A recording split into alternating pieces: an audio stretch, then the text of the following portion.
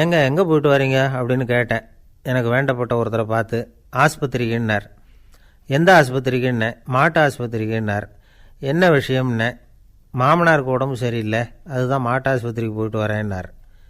அட பாவி, அதுக்கு அந்த ஆஸ்பத்திரிக்காக போவாங்க அப்படின்னு ஆச்சரியமா. அட அது இல்லைப்பா, முதல்ல எங்கள் குடும்ப டாக்டர் தான் தேடிக்கிட்டு போனேன். அவர் அந்த நேரத்தில் அவர் வளர்க்குற நாய்க்குட்டிக்கு உடம்பு சரியில்லைன்னு சொல்லி அதை தூக்கிக்கிட்டு மாட்டு ஆஸ்பத்திரிக்கு போயிட்டாராம் சொன்னாங்க. அதனால் அங்கே போய் அவரை சந்தித்து விஷயத்தை சொல்லிவிட்டு வர்றேன்னார். அப்புறம் தான் எனக்கு கொஞ்சம் நிம்மதியாக இருந்தது. பொதுவாக நமக்கு தெரிஞ்ச வரையில் டாக்டர்கள் 2 வகை. நமக்கு வைத்தியம் பண்ணுற டாக்டர்கள் ஒரு வகை, நம்மக்கிட்ட இருக்கிற ஆடு மாடு கோழிக்கு வைத்தியம் பண்ணுற டாக்டர்கள் ஒரு வகை. இப்போ தான் எனக்கு தெரியும் இன்னொரு வகையான டாக்டர்களும் உண்டுங்கிறது. அது யாருன்னா பூச்சிகளுக்கு வைத்தியம் பண்ணுற டாக்டர்கள், அதாவது பூச்சி டாக்டர்கள். வெளிநாடுகளில் அப்படிலாம் கூட சில பேர் இருக்கிறாங்க. பிரிட்டனில் யார்க்ஷயர் வட்டாரத்தில் ராதர்ஹாம் அப்படின்னு ஒரு ஊர். அங்கே ஒரு விலங்கியல் மருத்துவர் பேர் டாக்டர் லான்ஸ் ஜெப்சன். அவர் ஆஸ்பத்திரி வாசலில் பார்த்தீங்கன்னா தினமும் நிறைய பேர் நின்றுக்கிட்டு இருப்பாங்க. கையில் கண்ணாடி குடுவை, தகர டப்பா இப்படி ஏதாவது இருக்கும். அதுக்குள்ளே ஏதாவது பூச்சிகள் இருக்கும். அதுக்கு வைத்தியம் பண்ணுறதுக்காக வந்தவங்க தான் அவங்கெல்லாம். சிலந்தி பூச்சி, பல்லி, தேளு, பாம்பு இப்படி ஏதாவது இருக்கும். பொழுதுபோக்காக சில பேர் நாய், பூனை, கிளி, மைனா, புறா இப்படி ஏதாவது வளர்க்குறாங்கல்ல, அது மாதிரி இப்போல்லாம் தேளு, பல்லி, பாம்பு, பூச்சி இதையெல்லாம் வளர்க்க ஆரம்பிச்சிட்டாங்களாம். இது ஒரு புது ஃபேஷன். இப்போ கூண்டுக்குள்ளே டப்பாக்குள்ளே போட்டு வளர்க்குறது, அதுக்கு ஏதாவது நோய் வந்துட்டுதுன்னா வைத்தியம் பண்ணுறதுக்கு டாக்டர்கிட்ட வந்துட வேண்டியது, இப்படி இந்த பழக்கம்லாம் நிறையா வந்துட்டுது. ரத்தம் உறிஞ்சிற அட்டைகள் கூட இவங்ககிட்ட வைத்தியத்துக்கு வருதான். சிலந்திகளில் செங்கால் சிலந்தின்னு ஒரு வகை. மத்திய அமெரிக்க காடுகளில் இது அதிகம். சிலந்திகள்லேயே ரொம்ப விலை உசந்தது இந்த ரகம்தான். கால்களில் சிவப்பு கோடுகள் இருக்கும். இந்த இனம் இப்போ குறைஞ்சிக்கிட்டே வர்றதுனால சர்வதேச விதிகளின்படி இவற்றின் ஏற்றுமதி இறக்குமதிக்கு தடை விதிக்கப்பட்டிருக்குது. அதனால் இதை வளர்க்குறவங்க வீட்டுக்குள்ளேயே இனவிருத்தி மூலமாக பெருக்கி விற்பனை பண்ணிட்டு வராங்களாம். அந்த வகை சிலந்திகள் தான் இப்போ வைத்தியத்துக்கு அதிகமாக வருதான். சரி, இதுக்கெல்லாம் எப்படி வைத்தியம் பண்ணுறாங்க? முதல்ல அதை குளிர்பதன பெட்டியின் வழுவழுப்பான சுவரில் விட்ட உடனே அதெல்லாம் மெதுவாக இறங்கி வரும். அப்போ அதன் நோயை கண்டுபிடிக்கிறது சுலபம். அப்புறம் அதுக்கு கிருமிகளை கொல்லக்கூடிய மருந்துகளையோ வலி நிவாரண மருந்துகளையோ கொடுப்பாங்க. கால் உடஞ்ச சிலந்திகளுக்கு பசையை கொண்டு ஆப்ரேஷன் பண்ணுவாங்க. சில சிலந்திகளுக்கு உடஞ்ச காலை எடுத்துட்டா புதிய கால் வளர்ந்துடும். சிலந்திகளை மனிதர்கள் கையில் எடுக்கிறப்போ அது பயந்து போய் கீழே குதிக்குது. அதனால் கால் உடஞ்சி விடுது, இல்லைன்னா வயிறு சேதமடையுது. அந்த நிலைமையில் வர்ற சிலந்திகளுக்கு மயக்க மருந்து கொடுத்து ஆப்ரேஷன்லாம் கூட பண்ணுறாங்களாம். பார்த்தீங்களா பூச்சிகளுக்கு வந்த வாழ்வே. நம்ம ஊர்லேயும் வீடுகளில் பூச்சிகள் வளர்க்குறது உண்டு. ஒருத்தர் வந்தார், எனக்கு 3000 கரப்பாம்பூச்சி அவசரமாக தேவைப்படுது, எங்கே கிடைக்கும்னு கேட்டார். கரப்பாம்பூச்சியா? அது என்னத்துக்குன்னு கேட்டோம். அது வேறு ஒன்றும் இல்லை, நான் குடியிருக்கிற வாடகை வீட்டை காலி பண்ண போகிறேன். வீட்டு சொந்தக்காரர் என்ன சொல்கிறாருன்னா, இந்த வீட்டுக்கு நான் குடி வந்தப்போ எப்படி இருந்ததோ அதே நிலைமையில் விட்டுட்டு போகணும்னு வீட்டுக்காரர் சொல்லியிருக்கிறார், அதனால தான் கேட்டேன் அப்படின்னார். ஒரு தந்தை தன்னோட பிள்ளைய ரொம்ப தைரியசாலியாக வளர்க்கணும்னு ஆசைப்பட்டார். அதுக்காக அவனை கூப்பிட்டு உட்கார வச்சு இப்படி உபதேசம் பண்ணார். இதை பாருப்பா, நான் உன்னாட்டம் இருக்கிறப்போலாம் எதுக்கும் பயப்பட மாட்டேன், ரொம்ப துணிச்சலாக இருப்பேன். ஒரு நாள் ஒரு அப்பாவி எலியை ஒரு பூனை துரத்திட்டு ஓடிச்சு. நான் உடனே என்ன செஞ்சேன் தெரியுமா? அந்த பூனையை பிடிச்சேன், அது வாலில் ஒரு பட்டாசு சரத்தை கட்டினேன், கொளுத்தி விட்டேன். படபடன்னு வெடிக்க ஆரம்பிச்சுட்டுது. அது துள்ளிக்கிட்டு அங்கேயும் இங்கேயும் ஓடி இருக்கு பாரு ஓட்டம், ரொம்ப தமாஷு அப்படின்னார் அப்பா. இப்படி சொல்லிவிட்டு பையனை பார்த்து, இதை கேட்குறதுக்கு உனக்கும் துணிச்சல் வருதா? நான் என்னுடைய செயலை நீ கேட்குறப்போ உனக்கு துணிச்சல் வருதா அப்படின்னு கேட்டார். வருதுன்னா பையன். எப்படின்னா அப்படிங்கிற விவரத்தையும் சொன்னான் அவன். அதாவது எலியை விரட்டினத்துக்காக பூனை வாலில் பட்டாசு கொளுத்துனீங்க நீங்கள், பூனையை விரட்டினத்துக்காக உங்கள் கழுத்தில் பட்டாசு சரத்தை மாட்டினா என்னென்னு தோணுது எனக்கு அப்படின்னா பையன். பையனோட துணிச்சல் அப்பாவே நடுங்க வச்சுட்டுது. அது சரி, ஒரு அப்பா பிள்ளைக்கு இப்படியா உபதேசம் பண்ணுறது? எல்லாருக்கிட்டையும் அன்பாக பழகிறது எப்படி அப்படின்னு சொல்லி கொடுக்கணும். பிஞ்சு உள்ளங்களில் நஞ்சை தூவலாமா? ஒரு நாள் விநாயகர் ஒரு பூனையோடு விளையாடிக்கிட்டு இருந்தாராம். அப்படி ஆசையாக விளையாடிக்கிட்டு இருந்தப்போ அவரோட கை நகம் தவறுதெல்லாம் பூனையோட முகத்தில் பட்டுட்டு தான்.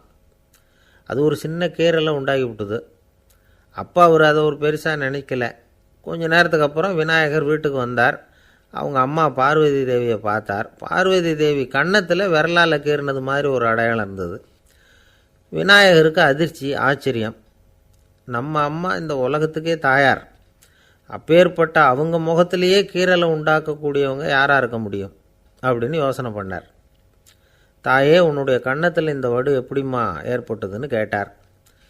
குழந்தாய், இது நீ செஞ்ச காரியம்தான்ப்பா, உன்னுடைய கை நகம் கீறினதுனால ஏற்பட்ட வடு தான் இது அப்படின்னாங்க அவங்க. விநாயகர் திடுக்கிட்டு போட்டார்.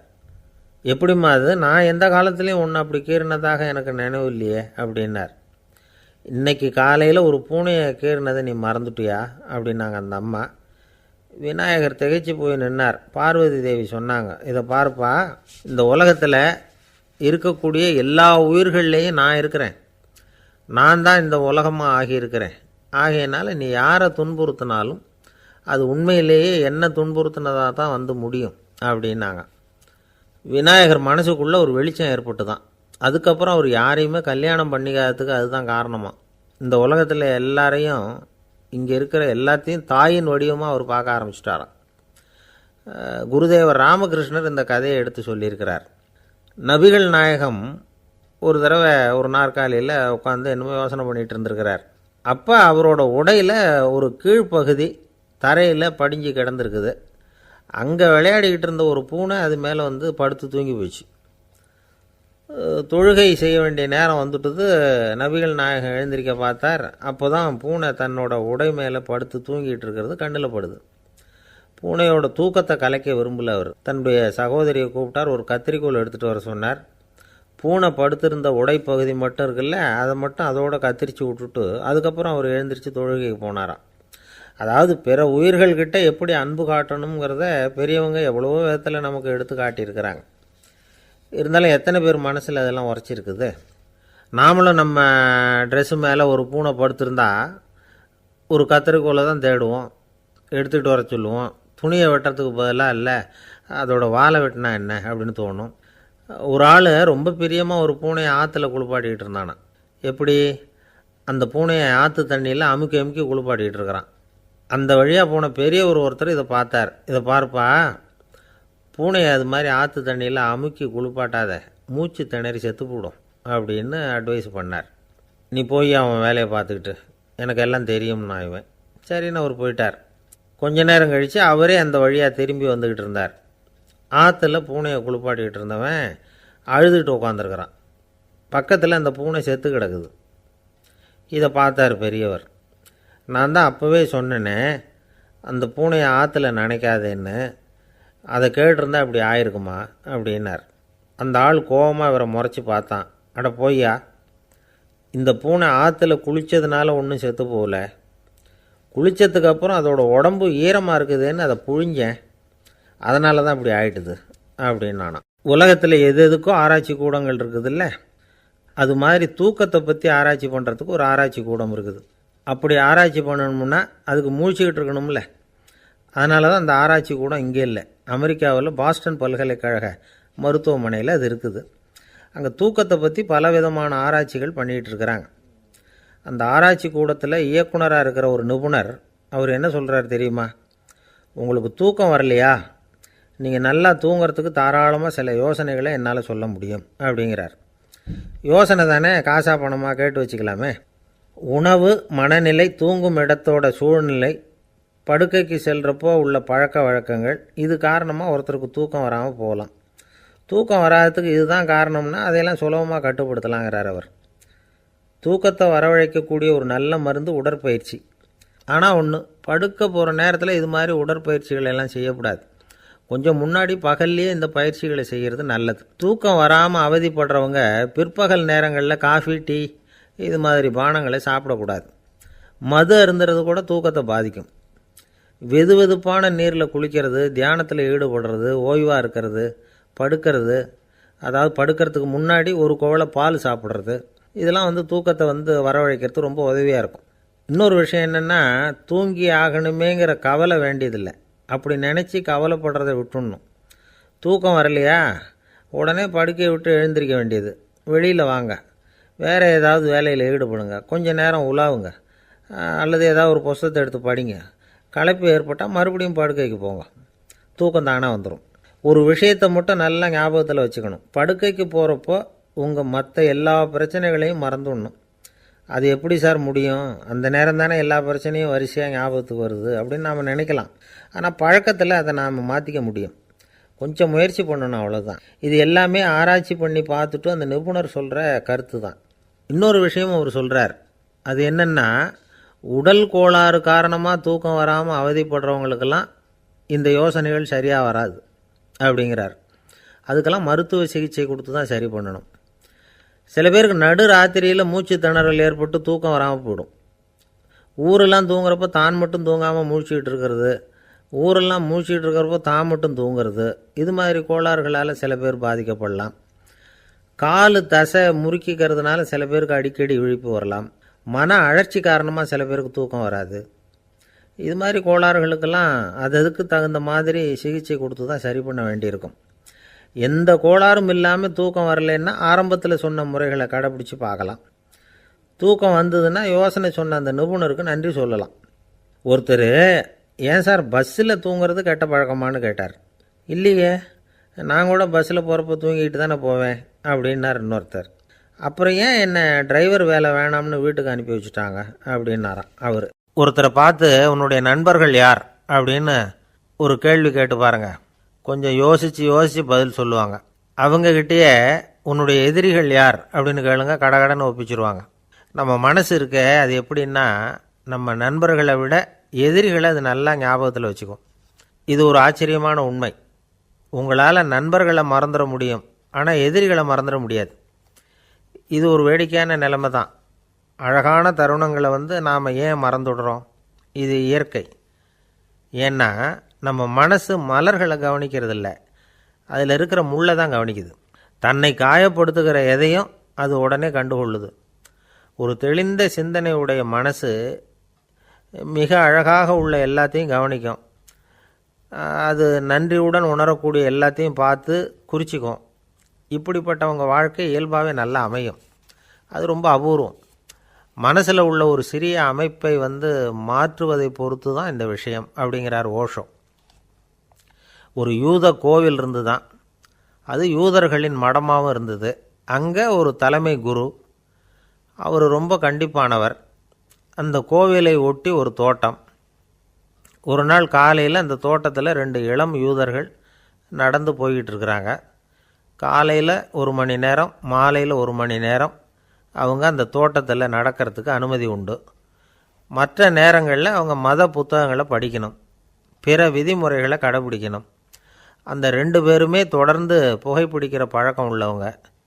ஆனால் கோவில் மடத்தில் இருக்கிறப்போ அவங்க புகைப்பிடிக்க முடியாது, அது கடுமையான குற்றம்.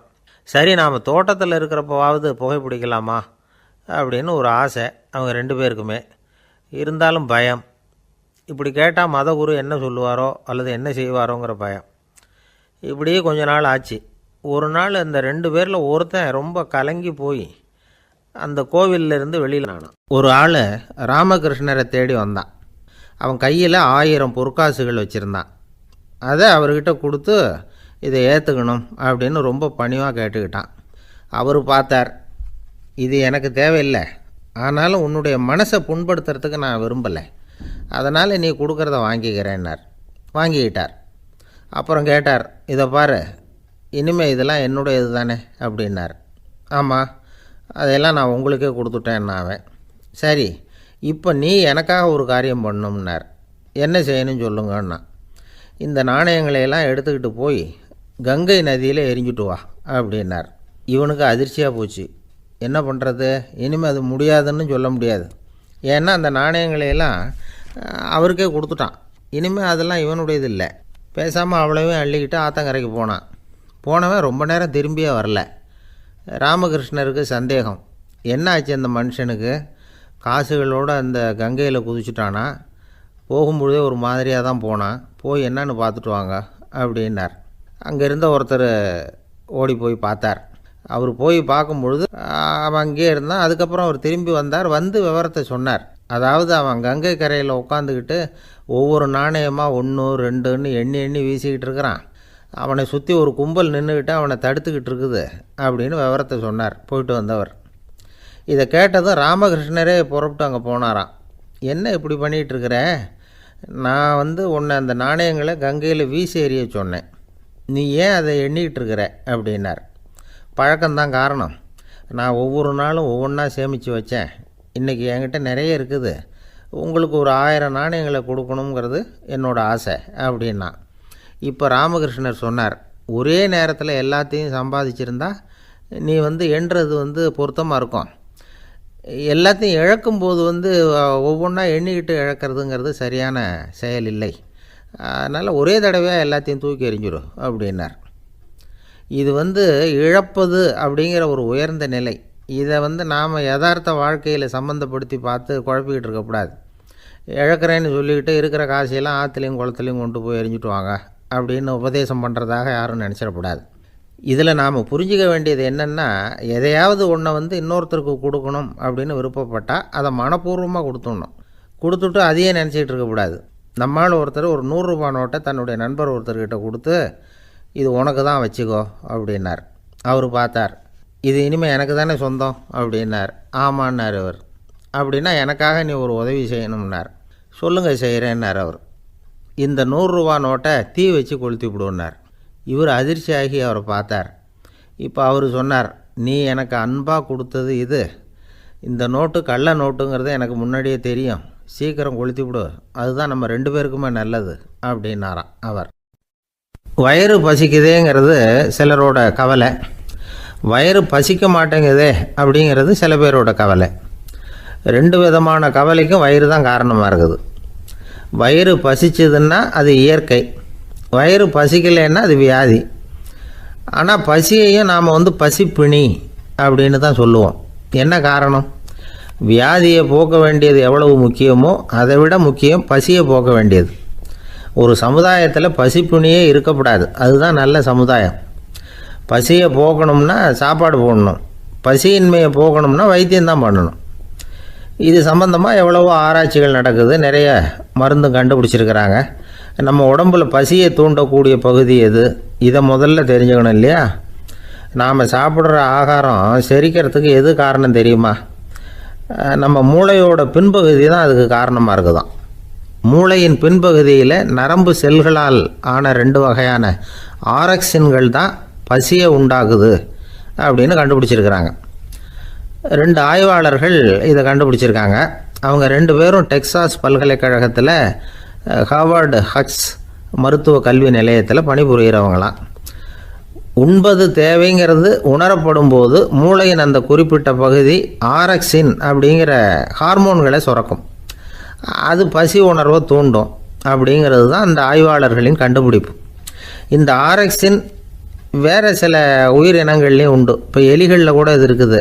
அதனால் எலிகளை வச்சு இது சம்மந்தமாக ஆராய்ச்சி பண்ணாங்க. எலிகள் உடம்பில் ஆரக்சினை செலுத்தி பார்த்தாங்க. உடனே என்னாச்சு தெரியுமா? அந்த எலியெல்லாம் பசியால் துடிக்க ஆரம்பிச்சுட்டுது.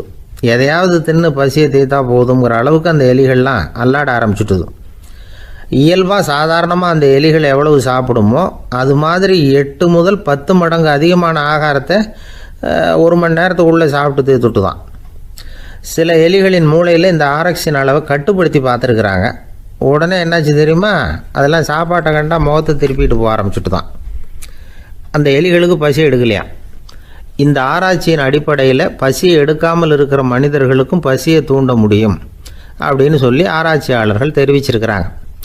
ஆக ஆரக்சின் தான் பசிக்கு காரணம்ங்கிறது தெரிஞ்சு போச்சு. சரி, இந்த ஆரக்சின் அப்படின்னா என்ன?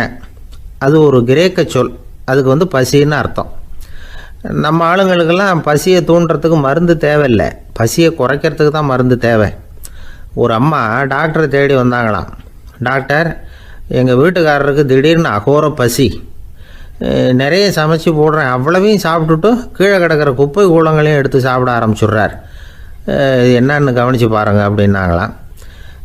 எவ்வளோ நாளாக அப்படி இருக்குதுன்னு கேட்டிருக்காரு டாக்டர். 1 வாரமாக அப்படி இருக்குதுன்னாங்களாம்.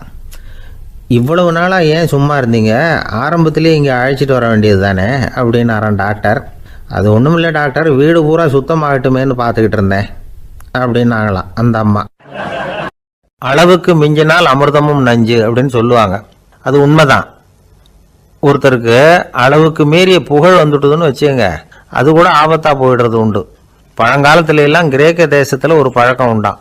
அதாவது யாராவது ஒருத்தரை நாடு கடத்தணும்னா அதுக்கு ஒரு வழி உண்டு.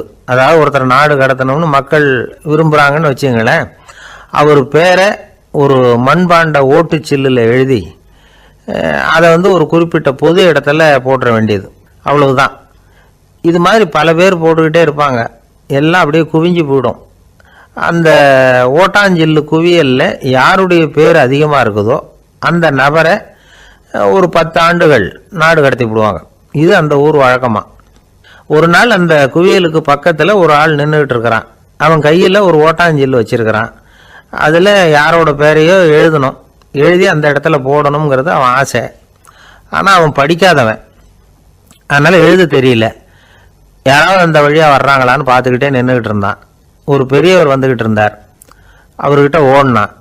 கையில் இருந்த மண்பாண்ட சில்லை கொடுத்தான். ஐயா, இதில் ஒரு பேர் எழுதி கொடுங்களேன்னா அந்த பெரியவர் அதை வாங்கி கையில் வச்சுக்கிட்டு, என்ன பேர் எழுதணும் சொல்லு அப்படின்னா இவன் சொன்னான், அரிஸ்டைடிஸ் அப்படின்னு எழுதுங்க அப்படின்னா. இதை கேட்டதும் அந்த பெரியவருக்கு அதிர்ச்சி.